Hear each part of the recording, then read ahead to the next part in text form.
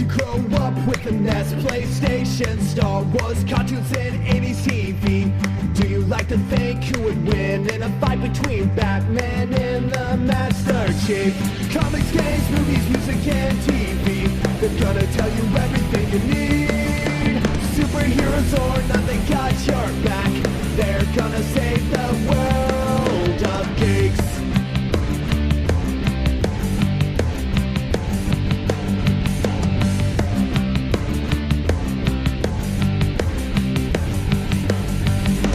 Games, movies, music, and TV, they're gonna tell you everything you need.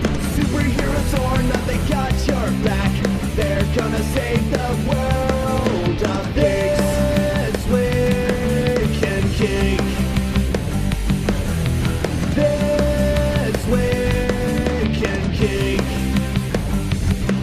Hello, and welcome to another episode of TurdOrTreasure, our dedicated review show.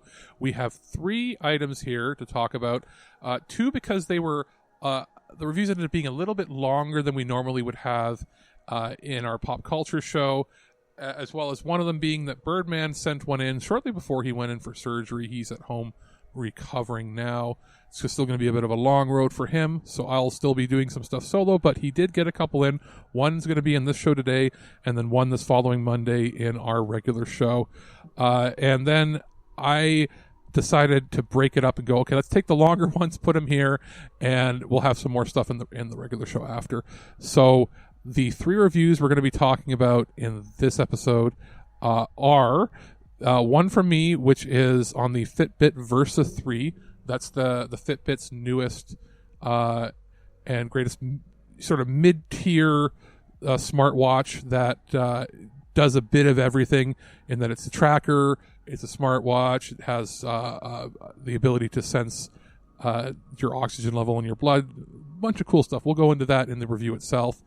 Then we'll have a review from Birdman on the little things, and then we'll come back to me for a somewhat extended talk, not quite full prototype length talk, but about a 15-minute or so talk about Shin Megami Tensei 3 Nocturne, the remastered game, or I guess, yeah, it's almost like a remake, but it's remastered because there's a lot that's changed in there on the PlayStation 4 platform, which is also available on Nintendo Switch, but, you know, I played it on PS5, so yay. Then I'll come back here at the end and sort of give an update on what's going to be on the show on Monday. So without further ado, I'm going to turn it over to myself, and this is the Fitbit Versa 3. Basically using geeks. Leave me alone, geek boy. Holy shit, you geeks are badass.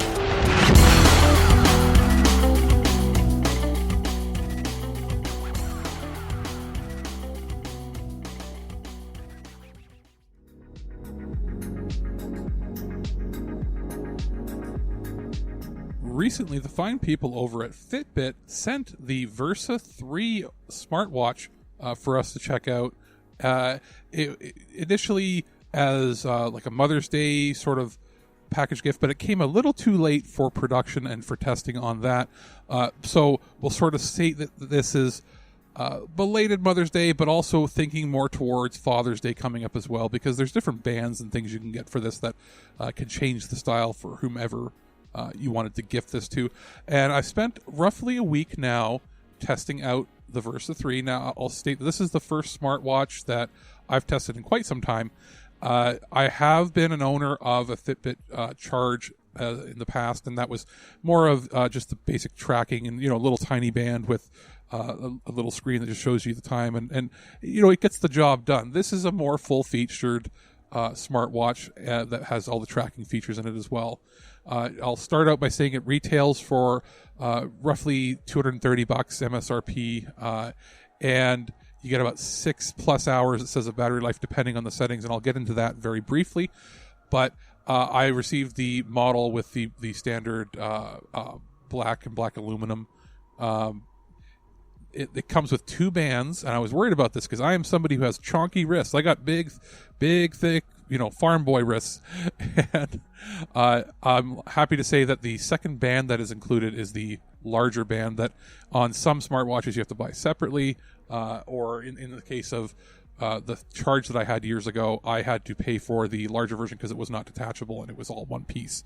So in the box, you receive a larger one, and the process for, decoupling the other band is actually really simple. You sort of lift up a little latch on the back and it sort of ejects out. And then you take the new one and it clips into place and is firmly snug and held there. Even with that, because I have large wrists, I can only fit it on the second or first largest setting. I generally leave it at the largest setting because otherwise my hand will get a little sweaty. And you can change the band to a different feeling from that silicone feel that it has. But by the default, I kept it just a little tiny bit looser. So, what makes this special is what you might ask. It's lightweight. I did receive about 4.5 days of a charge without having to charge it up again. And I'll explain as to why that is. I turned on the option and the timer and the clock face that also allows it to record your blood oxygen level, your oxygenation level, which is for when you're sleeping. If it detects that you're in REM sleep or your whatever sleep pattern is, it will keep monitoring. And there is a big warning when you start it up, basically because I guess in the States and probably in Canada too, there's still a approval process involved where they can't use this as pure medical. It's not a medical tool where they can tell you, and give you a diagnosis, but it does let you know that, hey, here's an estimate of what we think your blood oxygen level is like. And you want to be somewhere above, 85 to 90% at all times. Otherwise, you might be not getting the best sleep possible. So I'm hovering at certain dates between 92 and 95. And that's because I also use a CPAP sleep machine that helps keep my airway open to breathe, because I was diagnosed with pretty severe sleep apnea years ago. So having this to sort of couple with that, and I can actually look at where my records were when I've had tests done, and it seems to be about on par. So in my case, it's pretty accurate, which is pretty neat. There are other apps that you can install. I chose to only install the apps that are made by Fitbit themselves, because a lot of the third-party ones, you can install them for free, but you start using them, and after a couple minutes, it pops up asking you to go to a website to pay for the full versions of the software. So there's lots of little games and things like a Flappy Bird clone and stuff you can put on if you're willing to pay a few bucks to have a full version. Same goes for some of the clock faces as well. But I found that there's a good variety of everything included that Fitbit makes, that right out of the box, you don't have to spend any extra if you don't want to right away. You can just have, a fully functional smartwatch. There's a bunch of different, watch faces that change what some of the readings that it gets from you are. So pretty much all of them, unless they're set to pure basic, where it just has the timer or the clock face on it, have a heart rate monitor, which is interesting. And I could see it go in real time, and I was comparing it by using an actual blood pressure machine that I have, and it was pretty much right on the dot too, which is pretty surprising. It won't give you your blood pressure, but it will give you your heart rate, your resting heart rate, and so on. And after going to sleep a few nights in a row, where it gathers your sleep patterns, I was able to see a report on the Fitbit app on my phone that showed me a breakdown of how much sleep I was getting, it believed, and what type of sleep I had, and the levels and the explanations there, what my resting heart rate was when I'm awake, what my resting heart rate is when I'm sleeping. And again, you can't use that as, don't use that as like, oh, this is my medical advice. It's never going to replace what a medical professional will do, but it will give you a baseline or a general indication that if you see that you're like, something doesn't seem right with this, then maybe go see your doctor and get a proper opinion. So it is neat, and it does line up at least with the patterns of what I've seen from getting my actual sleep therapy.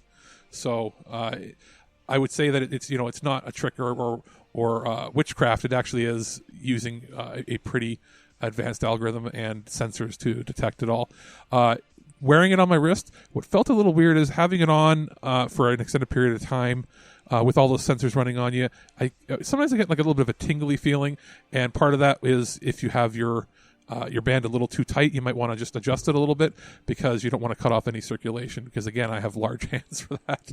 I did go for a bunch of walks with it, and then it popped up with my step counter telling me how much more I had to go for my goal. It has all those same features, just with a really nice easy to read screen that you can read in direct sunlight, no problem, without having any issues that way.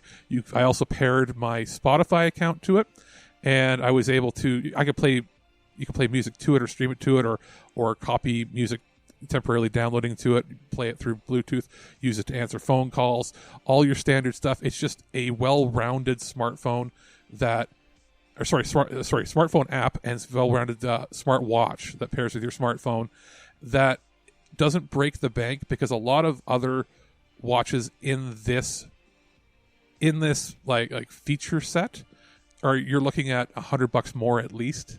So it is closed to their system in that it's not running, the pure open Android or something like that on there. It is their system, so it does have to pair directly to your phone. It does all updates through its phone, through your phone.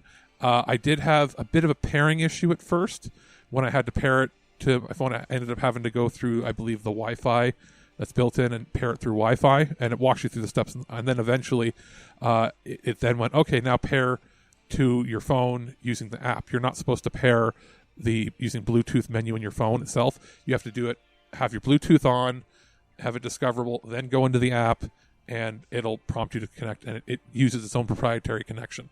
And once it was connected like that, bam, no problem, and it's been working perfect ever since.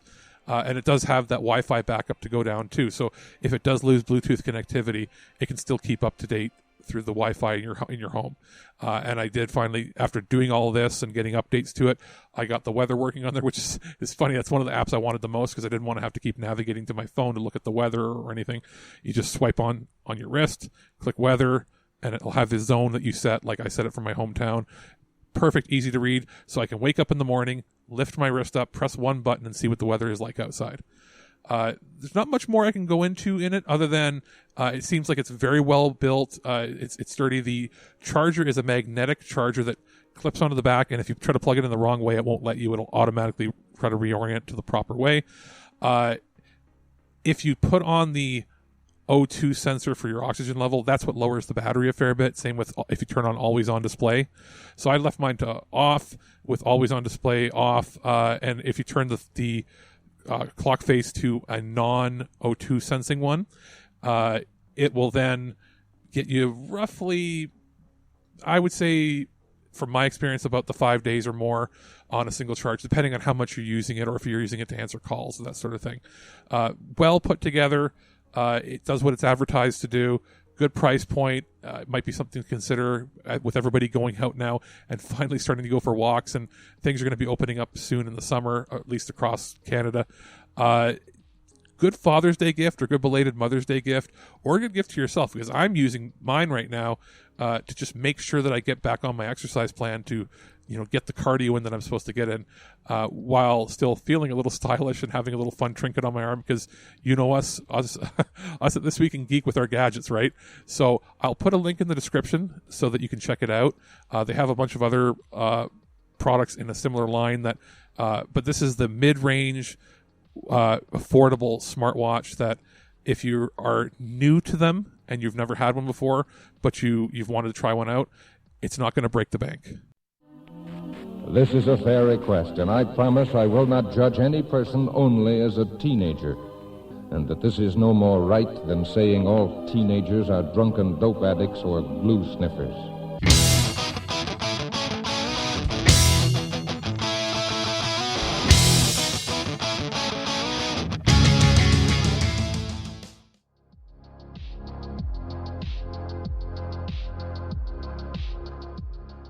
Hey guys, it's Mike the Birdman here, and I'm here with a quick review from Warner Brothers Home Entertainment. We are taking a look at the Blu-ray and digital code version of The Little Things, starring Denzel Washington, Rami Malek, and Jared Leto. So what this is a cop story set in the 1990s, following Denzel Washington's character known as Deke, as he goes to LA to go gather some evidence, supposed to be a routine day.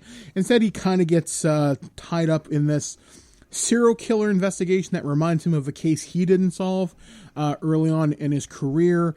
And Rami Malek's character, Baxter, says, hey, you're not so cool, and, well, shenanigans ensue. They also start tracking down leads, and it leads them to Jared Leto's character, who they suspect is the serial killer. But is he? Because they've got all signs pointing at him, but they can't quite get enough evidence to go, I've got you by the balls. So it very much plays out like a Law & Order episode, except it's like over 2 hours. That being said, the movie was fairly entertaining. I did have a good time with it. It's the first Denzel Washington movie I've seen in a really long time. And the first time I've seen Rami Malek outside of like Mr. Robot. So, did I enjoy The Little Things? Yeah, I really did. I thought it was a really good movie. However, I just don't know if I see myself going back and rewatching this. So I don't know whether the rewatchability is necessarily there. I mean, I think this is a good date movie in terms if you could get this via the Cineplex store or like iTunes or something. Either way, if you got this via premium VOD for rent, I don't think that's a terrible way to go about watching this. Now, in terms of actually owning this movie, there are two special features where one is kind of like a look back at Denzel Washington's career in like Training Day, Ricochet, Fallen, and this movie. And I've heard of some of those movies because I've actually never seen Training Day. I know, a cardinal sin. Need to get around to that. And then there's another one where they kind of talk about, it's called A Contrast in Style. It's really short. It's like 7 minutes, I think. And they describe it as an intimate portrait of how Denzel Washington and Rami Malek create Deke and Baxter, detectives who are polar opposites. Kind of. It's kind of a fluff piece. I mean, it kind of talks about the authoritative version of Denzel Washington, which is kind of how he is in every cop movie he gets cast in. I mean, Denzel Washington is Denzel Washington. I mean, he's a great actor, do not get me wrong, but he's unmistakable in like every single thing he does. So, that being said, The Little Things, I don't think it's worth owning unless you could get this really cheap. Do I think it's worth watching? Yes. I do think this is definitely a VOD rental at the current time. So if, hey, you're sitting around in quarantine and you got nothing else to do, I don't think this is a bad way to kill 2 hours. So check out The Little Things from Warner Brothers Home Entertainment. Do you have any hobbies? I collect spores, molds, and fungus. Hold that thought. It's crapper time.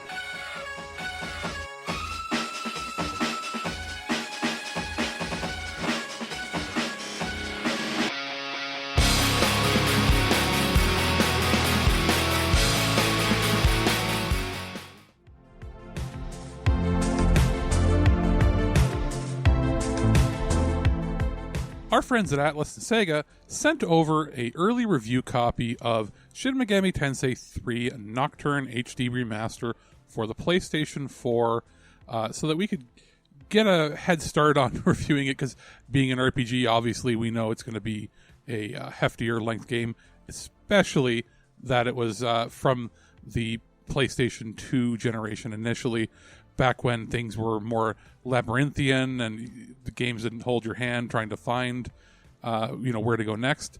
And I'll start out by saying that, giving a little bit of background into my history personally with this title.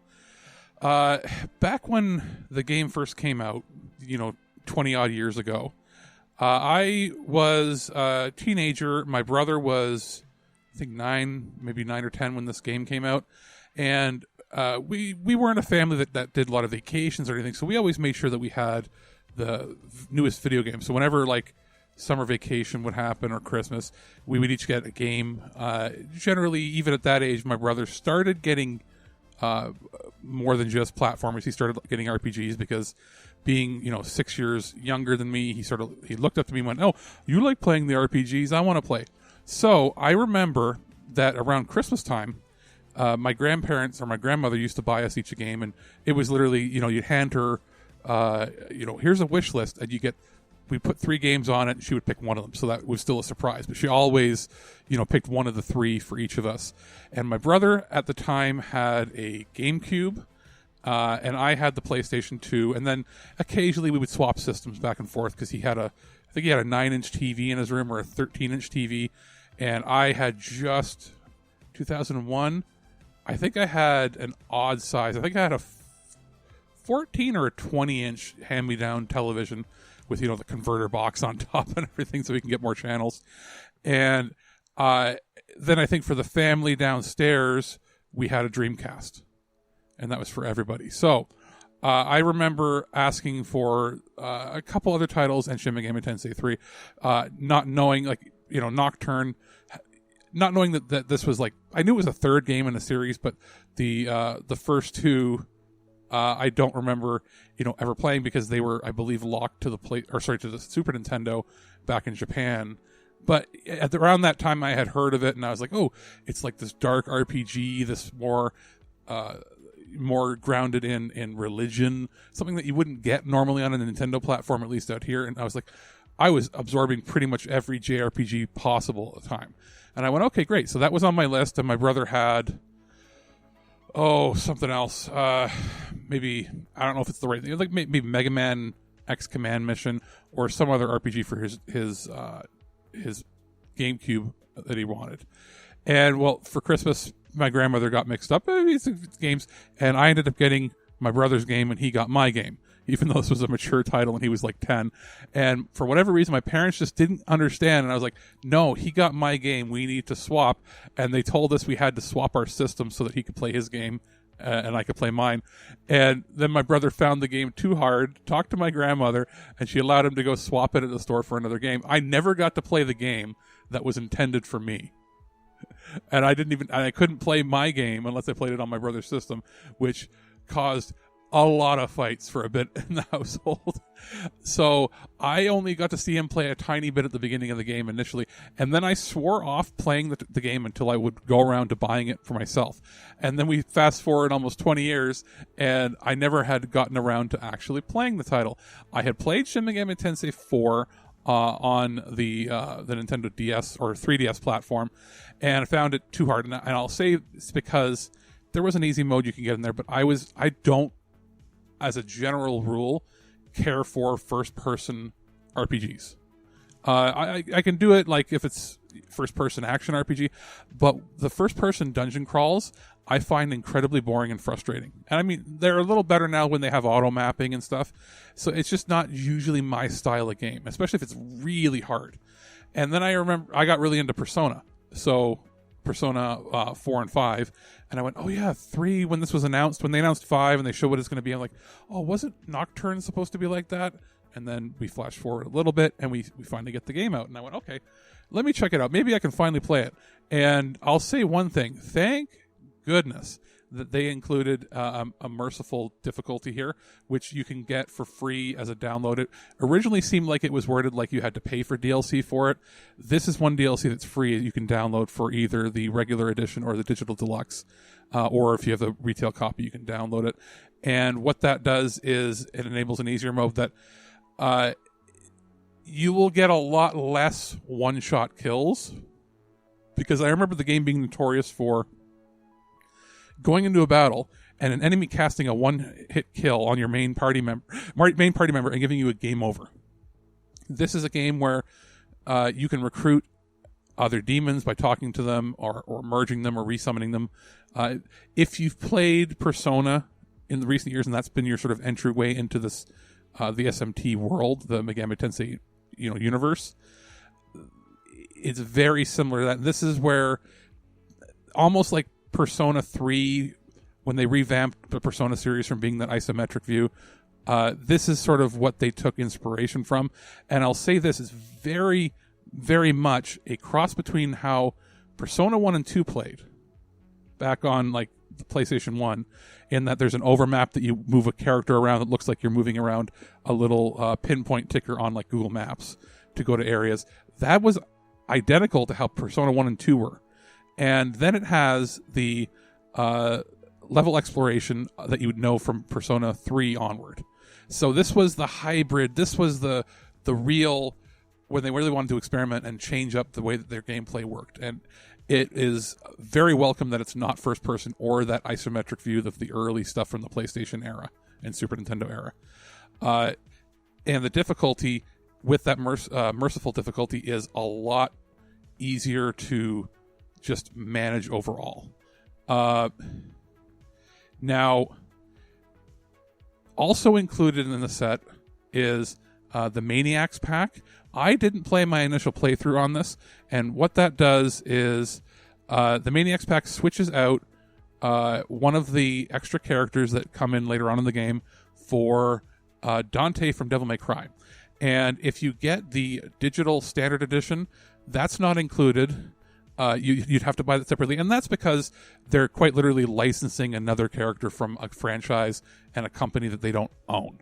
So that makes sense as to why it's part of the digital deluxe or as a separate download. And then if you get the digital deluxe edition, which is the version I had, you also get the Mercy and Expectation map pack.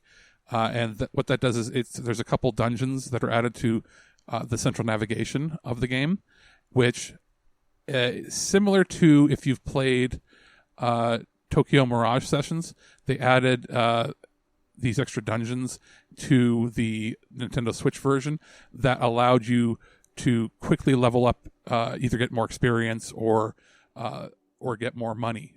Basically, grinding floors that are added to really help you. I didn't need to do that on the easiest difficulty playing, and I am not afraid to say I played mostly on the easiest difficulty. I did swap around a bit to see, simply because you would have to grind a lot more. You really don't need to grind very much, if at all, on the merciful setting.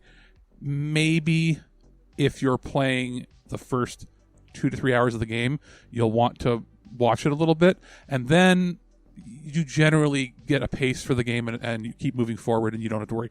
There are a couple spots where I felt a little lost, and that's because of the way that these games were. You have to kind of go back to certain areas and re-talk to people. It's a product of its time. There's not any easy way to do quick travel.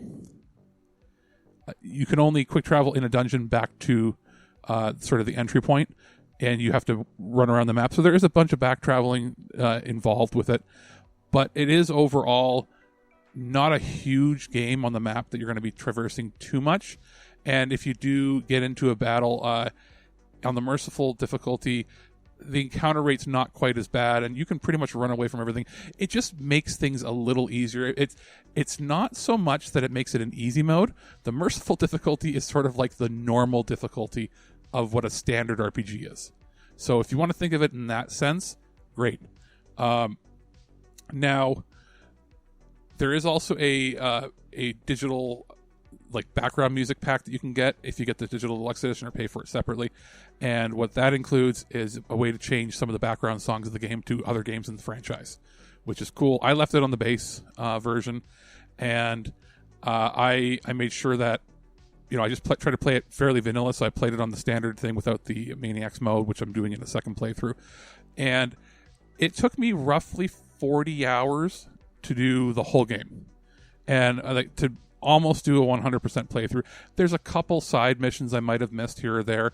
I did a couple times I got stuck in a couple dungeons where I was like, the logic here, I'm not getting it. You may have to pull up a game fac or something to help with some of the more esoteric missions, but I was never bored. I was always interested. It has great sound design, great voice acting.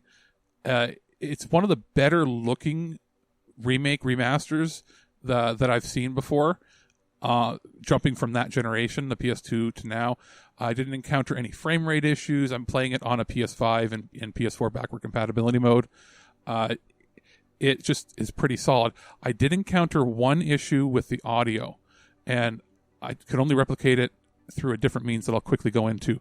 2 of the songs, including one of the main boss themes, sounded odd, like there was a compression issue, like it was hollow, like you're listening to an old MP3 that has like a tinny audio sound. And I thought initially, I'm like, is this part of the design of the song? Because you can have an echo effect in a song and it might sound a certain way. And then I went and listened to the soundtrack on YouTube, just the pure PCM audio, and then it's compressed, using its own algorithm. And it didn't have that effect. And every other song sounded the same, except for one of the battle themes and then one of the boss themes. It just sounded like it was overcompressed. So I went, checked out the audio for the YouTube song for the soundtrack, tried to compress it, using certain compression algorithms to see if that could replicate it. The only way I was able to replicate it was by changing the sample rate, the frequency range of the range of sounds that it can reproduce from the standard 44 or 48 kilohertz, which is what CD or DVD game audio is, and switching it down to 32 kilohertz, which is more in line with what you get from not quite AM radio, somewhere between AM and FM radio. And in doing that, it sounded 1-to-1 to me. And I was like, oh, so I don't know if it was like that in the original game, because I obviously didn't play it back in the day far enough, but it does sound odd because everything is crystal clear. All the songs are wide frequency response, sounds fantastic, and then you'll hear a song, one or two, like I said, kick in where you're like, why is it all the sound effects around me? Why is it some of the background music sounds great, but why do these two sound a little off? So I don't know if that's something that in my version of the game it was just glitching out when I was playing, or if it's just that's how the mastered files were there, and then when they hit the CD version it's out. But that's just a nitpick because it's hard to find a lot wrong with this, if anything. I had a really good time. As far as price point on this, you're looking at about $50 US for the standard edition. Or you're looking at $70 for Digital Deluxe, which comes with the bonuses I mentioned, and getting the extra version of the game that has Dante in it. As far as the tone of the game, it's kind of depressing in some parts. So you have to go into this. This is not your standard anime, cutesy fun, we're going to save the world game. The world is dunzo in the beginning of the game, and you're working through as a demon to try and determine how the next reincarnation of the world will become. And there's basically 3 paths and then a 4th that you can go through that would help you determine, which god will help reshape the world. And it, in true like SMT Persona fashion, Persona's a little more glossy on that in the more modern games. This isn't a clear-cut good or bad. It's more like it's all bad, but there's degrees of bad, and there's philosophy around which one might be better, which one is worse. The true ending, which you get from doing some extra missions and certain things and certain key triggered events, which I won't spoil here. In doing that, the good ending is still the world has ended. So it's very interesting, and it seems to be that this is not 100% sure, but it's almost as if this is a parallel world of some sort, or a pocket dimension, or parallel dimension that is taking place in the same universe as the Digital Devil Summoner series with Raidu in it, because he shows up in this if you don't have the Dante pack. And there's some post-credit scenes that depending on how you play will reveal certain things. And again, I won't spoil that for you, but it is interesting how the logic and the whole philosophy of this game play together. Great voice acting. The fusion system is quick and really fun, and I didn't find it too taxing. You can run out of money if you do too much with it, but it's not way over the top that way. It's not as difficult or as labyrinthian when it comes to the design of how you fuse monsters as some of the later games in the series. And it just has a really good PlayStation era feel. If you're a big fan of that era of, PS2, GameCube generation, it's interesting seeing those games being brought up to modern day. There are a few updates to it. The 3D models have been completely redone. You can now select Japanese voiceover, whereas the English release only had initially the English voiceover cast. Subtitles from some French, German, Italian, Spanish, and there's also a suspend save feature. So what that does is it creates a temporary save anywhere where there isn't normally a save point. So you can close the game, go do something else, come back. When you open it up, it'll open up that game save and delete it, and you can continue on from where you are. Some modern games don't have that, as we've probably seen in the news recently. So it's nice to see that they included that.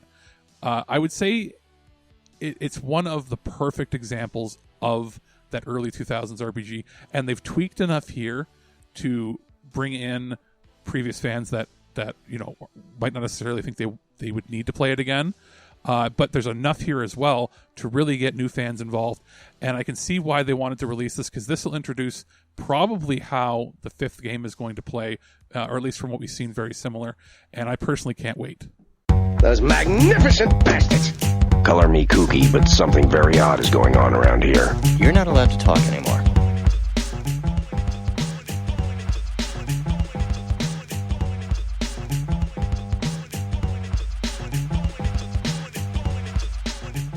And that's going to do it for the show this week.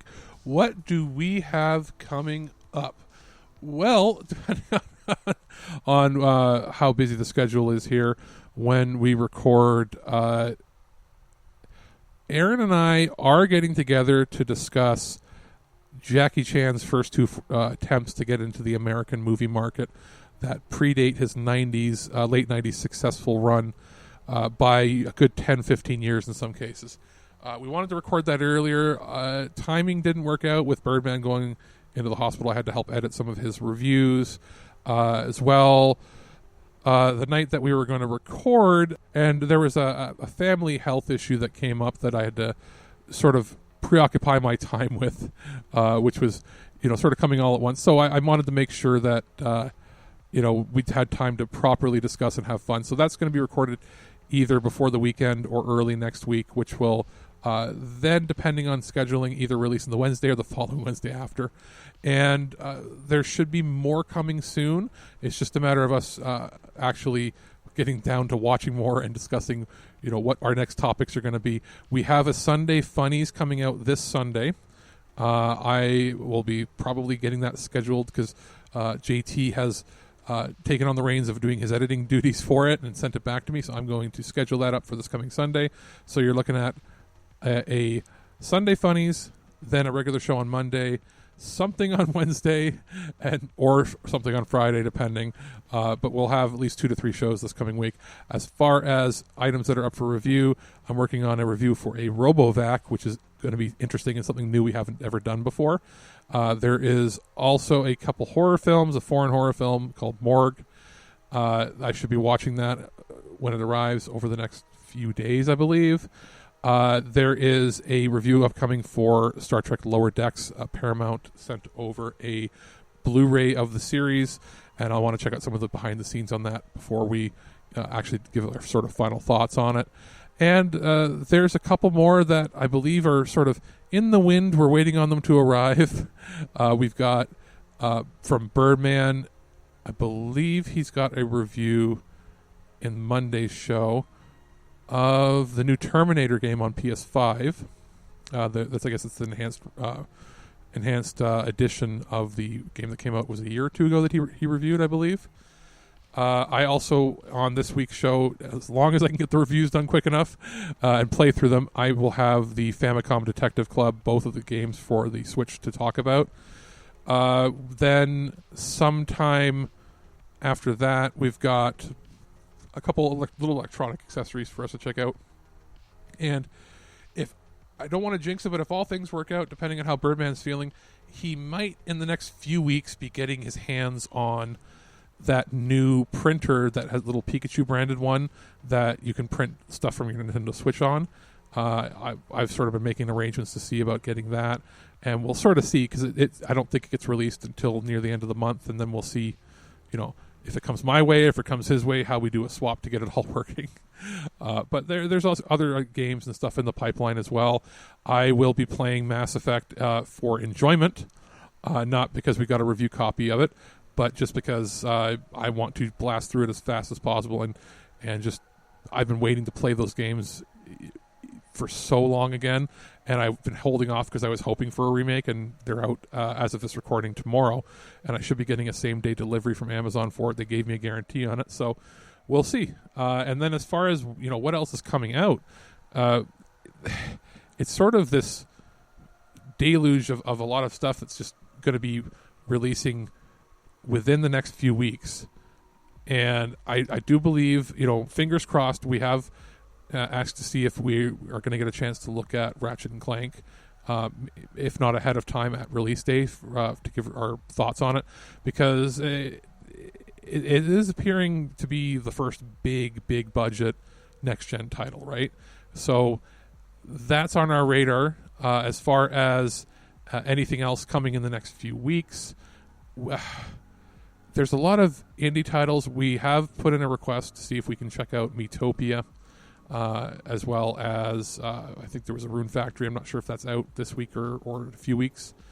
There's also a few smaller titles, but the big one that we've got our eyes on right now obviously is Mass Effect, as well as the the big Ratchet and Clank release. I'll also probably give my thoughts on some of the whatever show on the new Apple TV 4K that's coming out, because I have a pre-order on that paid off, and hopefully it comes same day. And then if I get it on the day that it comes out I think it's a Friday. Let me double check. Is it a Friday that it comes out? It comes out. Yeah. If I get it on the Friday, it's possible I could have a review for the Monday on it, because I'll be, I can binge stream things on it. But that's pretty much it right now. We're sort of taking things a little easier. We had initially some interviews lined up for the spring and summer, but we're going to take a break from that simply because I can't do it all on my own.